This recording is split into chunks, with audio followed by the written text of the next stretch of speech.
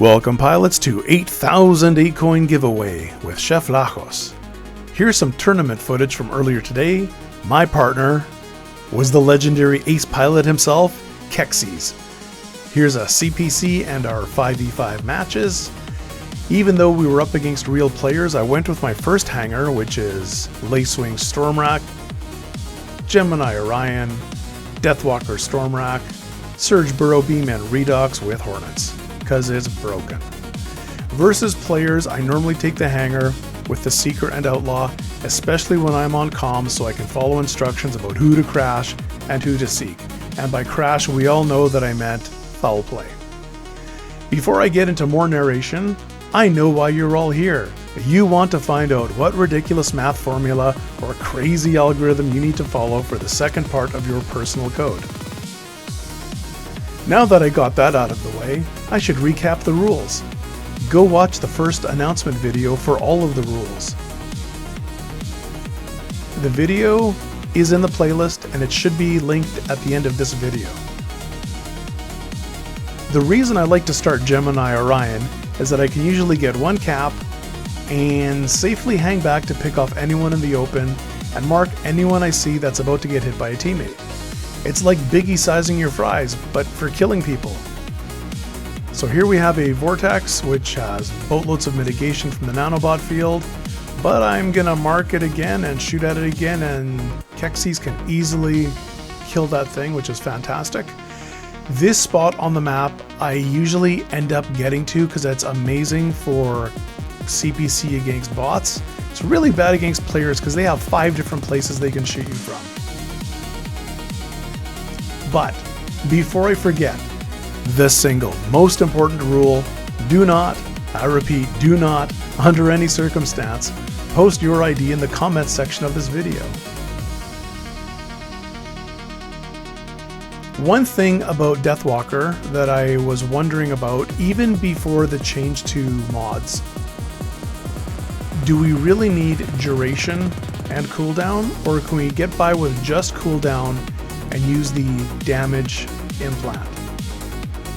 So that's what I'm using these days, because I find I just don't have quite enough punch to kill everything that doesn't have crazy mitigation. Can't kill everything with one set of both arms firing. But with the damage implant, I usually do. Back to why you're here. See what happens when you're old like me? You become forgetful and easily distracted with tangents.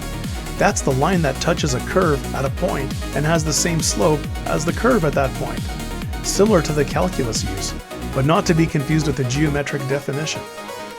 See, I distracted myself with the distraction.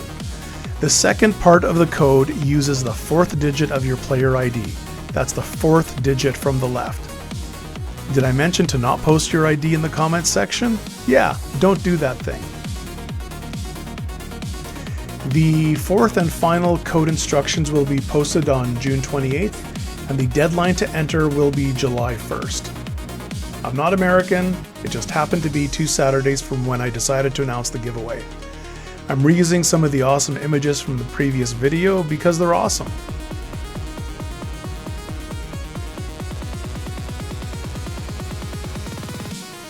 More Gemini, more Outlaw.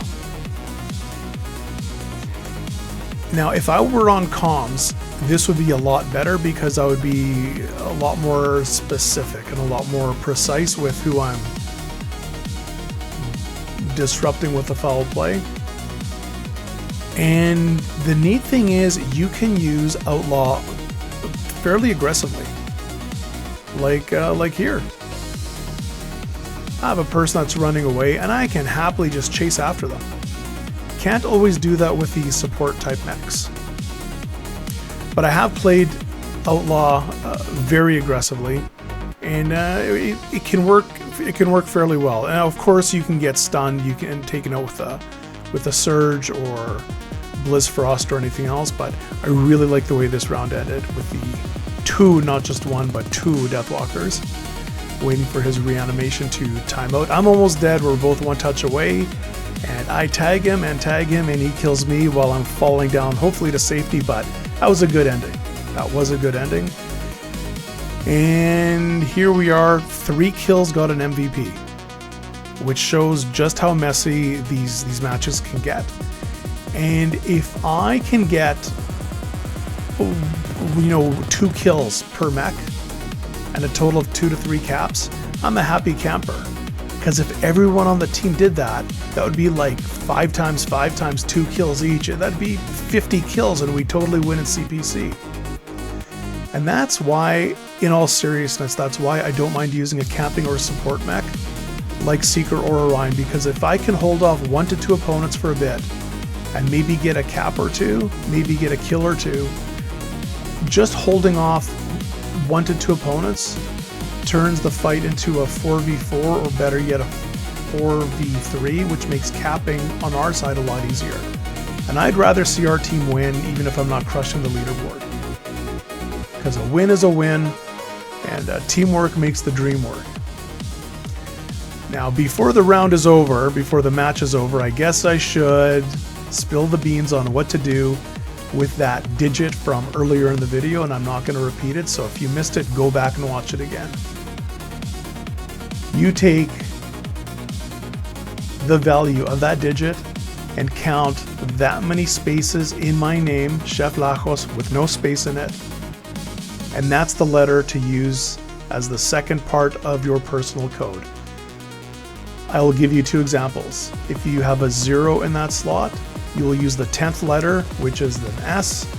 If you have a 3 in that slot, you will use the 3rd letter, which happens to be an E. And if I timed this a little better, I would be getting blown up by E3 with his Seeker, and that would have been totally coincidental and hilarious. I'm not going to bother editing to make that happen. Just pretend it happened that way and that I'm hilarious. Because we have a few seconds left in the round. And let's see what happens. Oh no! Extremely good blew me up. Man. Oh, that was just round 1. Even better. One thing that I do not like about Tournament is the scoring structure. I don't like the system. It incentivizes unfriendly and unsportsmanlike and bad teamwork. Yeah. Because I have personally been on the wrong side of teammates blocking me from capturing beacons just so I didn't get an extra cap on my final score, just to prevent me from taking 1st or 2nd or sometimes even 3rd place. It's not very team-like, it's not very friendly, and I get that we're incentivized to sort of do that because there's Acoins on the line, and there's E3 blew me up. That's sneaky sneak. See, that's where I was supposed to bring up what to do with the number 3. Anyways, we're incentivized to be fairly cutthroat, and I personally don't like it. If this was free-for-all, completely different. That's not a team format. But in 5v5, and especially in CPC, I don't like the way we're awarded our rank points and our acoins and credits and fortune vault keys and all the good stuff. I think the entire team should share in the loot. And I'm still undecided if I was the king of Mech Arena, would I just say the winning team gets this flat amount and the losing team gets this flat amount? Maybe. I'd seriously consider it, and I'd love to have the discussion with anyone that's studied game systems or designs, or is just a veteran player that's experienced different scoring systems, what their take on this is.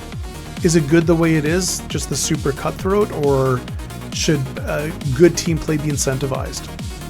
I think that's what it really comes down to. Okay, so we got our 2nd win, and spoiler alert, Kexes totally kicked all the ass. There was no amount that he did not kick, and every last shred got kicked by him. And of course he took 1st place, congrats. And that's about it. That's about it. Yeah, getting 3 more kills is a significant amount of kills.